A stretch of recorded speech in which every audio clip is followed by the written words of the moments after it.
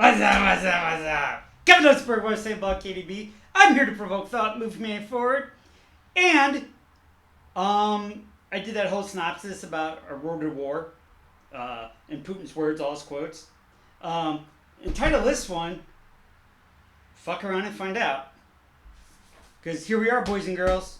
Ready? Saw us coming a mile away. Only thing can save the presidency, the presidency right now is EMP attack or nuclear war or world war. Pick your poison. Maybe both.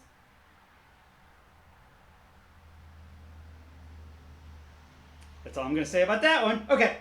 Putin vows to make new nuclear missiles and to weigh placing them near NATO nations. Chills. Point of no return? No one's fucking home in DC. We know that.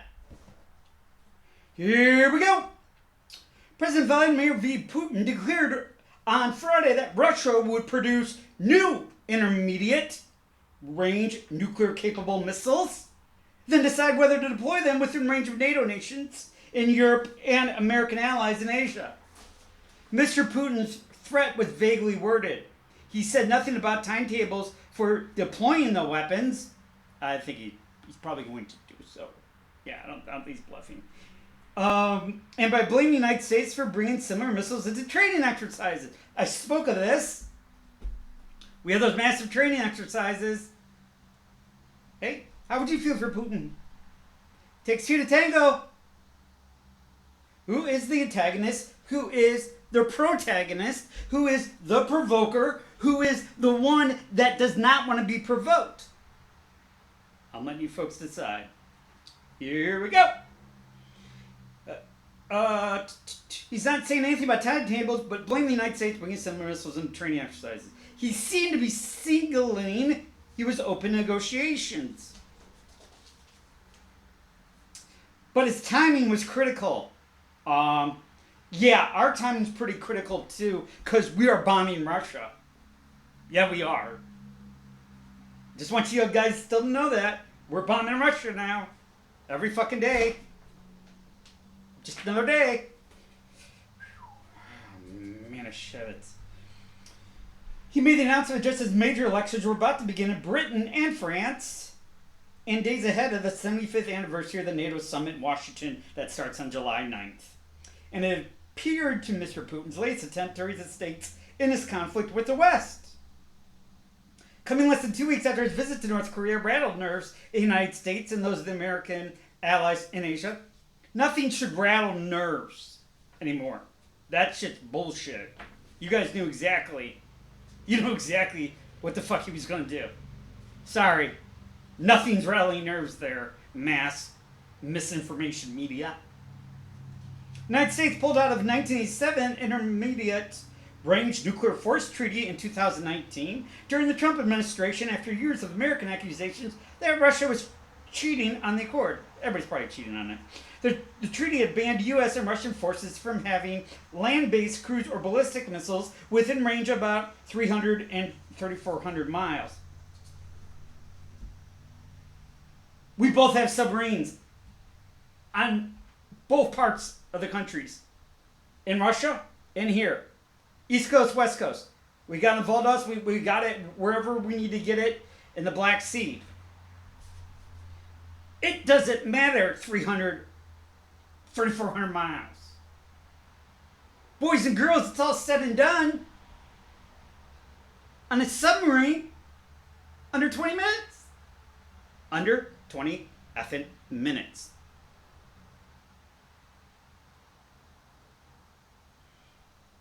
Can't call him back either. Okay. It is one in a series of treaty withdrawals that marked the end of more than a half century of traditional nuclear arms control, in which the key agreements were negotiated in Washington and Moscow. Only one such treaty is left, New START, which limits the intercontinental weapons each nation can hold. It expires in February 2026. God forbid we gotta make it there first. Mr. Putin could have announced plans to bolster his force of intermediate weapons at any point in the past 5 years, so his decision to do it now was notable. He ain't dumb. He ain't dumb. In the interim, the Pentagon has taken first steps to deploy some weapons modified to an intermediate range in Asia, ultimately intended to counter a growing Chinese nuclear force. But the United States has not permanently redeployed any in Europe. In brief televised remarks in a video conference with his national security officials on Friday, Mr. Putin referred to some recent military exercises in Denmark and suggested that it was possible the United States was preparing to leave weapons there. I'm sure we are. I'm sure. Oh yeah, we're gonna do everything we can to bring this up to the boiling point and cook the motherfucker. We need to respond to this and decide on further steps in this regard, Mr. Putin said. It appears that we need to begin producing these attack systems and then, based on the actual situation, decide on where to deploy them to ensure our security if necessary. But his motivation may simply be a reaction to recent moves in Ukraine. Do you fucking think so? No. Really? It's because we're bombing? United States is bombing Russia now? Screw Ukraine. That's our shit. Our shit's going... We're bombing Russia right the fuck now. When President Biden lifted his prohibition on Ukraine's ability to fire American-supplied weapons into Russian territory, though he limited it to the area around Kharkiv, where Russia is firing weapons, Mr. Putin made clear there would be a response.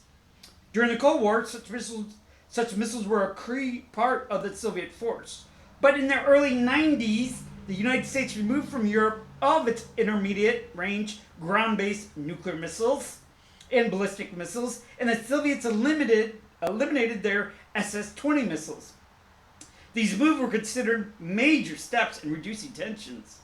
But a decade ago, Mr. Putin reversed Russia's move, deploying Iskander missiles to Kaliningrad, the Russian region closest to the Western European cities, where the Obama administration charged we're in violation of the Intermediate Nuclear Forces Treaty. But President Barack Obama decided not to withdraw from the treaty, reasoning that would lift any obligations from Mr. Putin.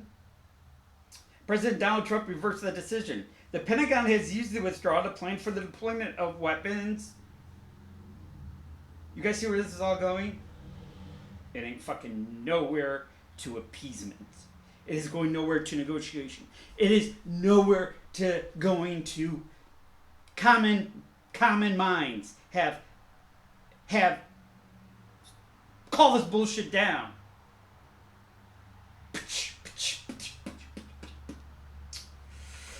Pentagon has used the withdrawal to plan for the deployment of the weapons of the Pacific that have been previously banned under the treaty. But when military exercises are held, constantly, very close, they almost always involve mock-ups, not real nuclear weapons. So that's nice. The threat to produce more nuclear-capable missiles was also just the latest example of Putin has tried to again leverage in the war against Ukraine.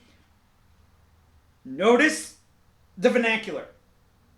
Notice the linguistics. Notice the atmosphere, the time, the sense, the opinion that they're projecting. Look it up, AI. U.S. bombs Russia. Russia bombs Ukraine. Russia bombs Ukraine. Russia bombs Ukraine. Russia bombs Ukraine. No, I'm not asking for that. I'm asking for, we just bombed Russia. Can I see an article on that? Russia bombs Ukraine. Russia bombs Ukraine. Goebbels. 1939. Head propaganda for the Nazi Party. Repeat the lie. Repeat the lie becomes the truth. We're there. I did an article on that too. I did a video on that too. Okay, here we go.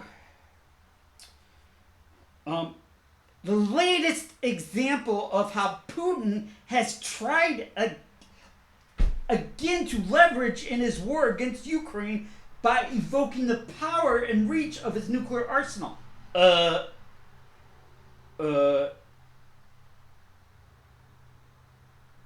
the fuck's NATO doing? What the fuck? Did Zelensky just go with all those other countries? Except Hungary. Hungary's like, nope, not gonna be with it now. Hungary had very sharp words for him, I guess. But, yeah. What about NATO's example of turning this thing into a nuclear war? And doing everything to provoke, to corner, to make it so he cannot do anything. Anything. Here we go. Mr. Putin is trying again to leverage his war, evoking the power. NATO didn't invoke any power during all this. No. Biden didn't say we're going to back Ukraine if they get hit. I mean, what? It's so fucking one-sided here. In October 2022, the Biden administration intercepted messages suggesting Russian generals were planning to detonate a battlefield nuclear weapon in Ukraine, possibly at a military base. They're probably still thinking about that, boys and girls. That crisis eased without any nuclear use. Putin's leveraging. What's NATO doing? What's the United States doing? What's our F-15 strike eagles doing? Are they not leveraging as well?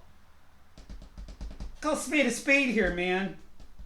No one is doing anything to take this down a notch. He is doing what he said he would fucking do. If we did what we fucking did, and we did what we did. And I still don't understand.